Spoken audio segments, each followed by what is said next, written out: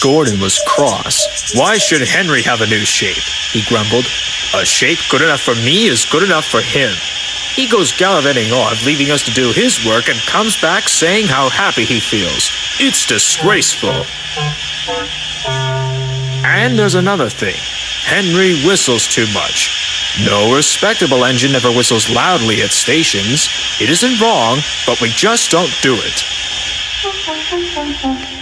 Poor Henry didn't feel happy anymore. "Never mind," whispered Percy. "I'm glad you're home again. I like your whistling." "Goodbye, Henry," called Gordon. "We're glad to have you with us again, but remember what I said." Later, Henry stopped at Edward's station. "Hello, Henry," said Edward.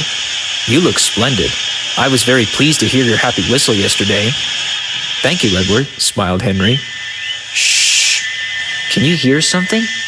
"It sounds like Gordon," said Edward. "And it ought to be Gordon, but Gordon never whistles like that." It was Gordon. He came rushing down the hill at a tremendous rate. He didn't look at Henry, and he didn't look at Edward. He screamed through the station and disappeared. "Well," said Edward. "It isn't wrong," chuckled Henry, "but we just don't do it." And he told Edward what Gordon had said.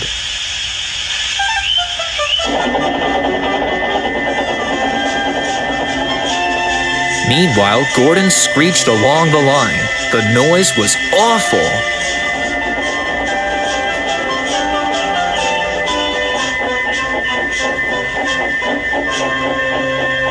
At the station, everyone covered their ears. Sir Topham Hatt covered his ears too.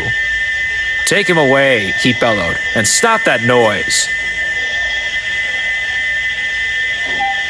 Gordon puffed sadly away, and he wouldn't stop whistling until workmen climbed up his whistle valve and hammered it into place. That night, Gordon crumbled into the shed. He was glad it was empty.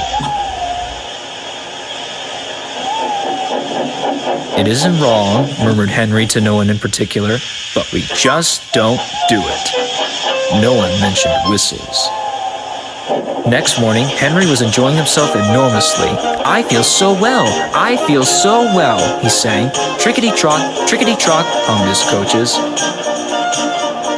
Then he saw some boys on a bridge. "Beep, beep! Hello," he whistled. "Oh!" he called. For the boys didn't wave or take his number. They thought it'd be funny to drop stones on him instead. "They've broken our glass! They've broken our glass!" cried the coaches.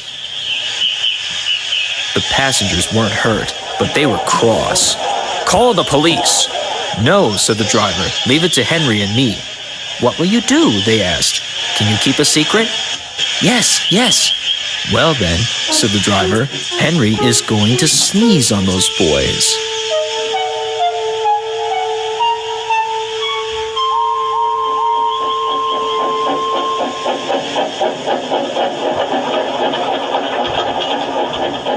Lots of people were waiting at the station just before the bridge. They wanted to see what would happen.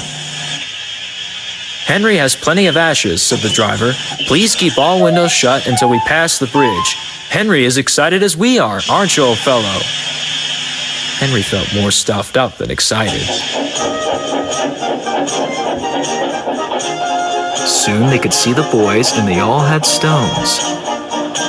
"Are you ready, Henry?" said the driver. "Sneeze hard when I tell you." "Now!" he said. "Achoo!"